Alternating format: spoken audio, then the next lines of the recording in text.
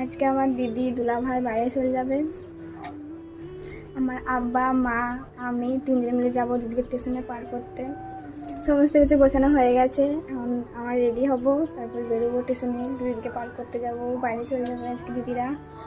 আমি মা এদিকে রেডি হয়ে বেরিয়ে পড়েছিলাম বর্ধমান যাওয়ার জন্য, আর আব্বু এদিকে রেডি হয়ে বেরিয়ে পড়েছিল। আর এই ঝাঁকিটা থলিটা এতটা পরিমাণে ভারী ছিল কি বলবো, আমাদের তিনজনের নিয়ে যেতে তো অবস্থা খারাপ হয়ে গেছিলো।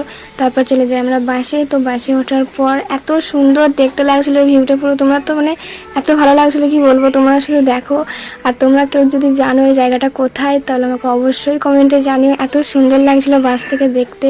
তো তারপর বাস থেকে নেমে চলে যায় একটা দোকানে, ওইখানেতে অনেক কিছু কেনার ছিল, যেমন কেক, কুরকুরে, বিস্কুট, সমস্ত কিছু কেনার ছিল। তো কেনাকাটা হয়ে যাওয়ার পর আমরা গেছিলাম একটা মিষ্টির দোকানে, ওইখানেতে অনেক মিষ্টি কেনার ছিল, আমাদের বাড়ির জন্য কিছু মিষ্টি কেনার ছিল, আর দিদি বোনাইকে দেওয়ার জন্য কিছু মিষ্টি কেনার ছিল।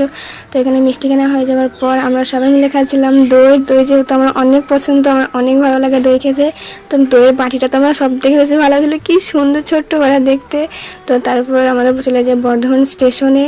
স্টেশনটা তো পুরো অবাক, আমি তো দেখে মানে পুরো ফাঁকা হয়ে গেছে। আমি যখন দিদিকে একবার আনতে গেছিলাম সকালবেলা, তো তখন দেখছিলাম কত দোকান ছিল, সমস্ত কিছু দোকান উঠে গেছে। তো তারপর আমি আমার আব্বু যাচ্ছিলাম বাজার করতে, দিদির জন্য কিছু ফল, কিছু সবজি বাজার টুকটাক করে দেওয়ার জন্য। তো এখানে আমি আর আমার আব্বু বাজারে ঘুরে ঘুরে সমস্ত কিছু কেনাকাটা করছিলাম। তারপর চলে আসার পর দেখতে পাই পুলিশ, আমার তো পুলিশ দেখতে দারুণ লাগে। তো পুলিশের সাথে কুকুরটাও ছিল, জানি না গাড়ির টিকিটটা খুলে কি করছিল। তো যাই হোক না কেন, কুকুরটা কিন্তু দেখতে দারুণ, আমার তো হেভি পছন্দ হয়েছে কুকুরটাকে।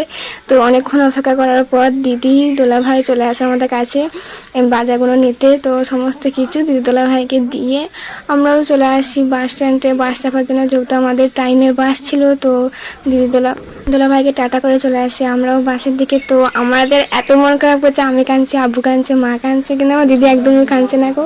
লাস্টের দিকে আমার দিদিও কেঁদে গেছিলো, মানে বলে যে তোরা, আমি যদি কাঁদি তোদের সামনে তোরা তো আরও বেশি করে কষ্ট পাবি। তো এত মন খারাপ করছিল দিদির জন্য। আমার তো এখনই ভয় সব দিদির জন্য খুব মন খারাপ করছে। আই লাভ ইউ দিদি, আই মিস ইউ, খুব তাড়াতাড়ি বাড়ি চলে আসিস।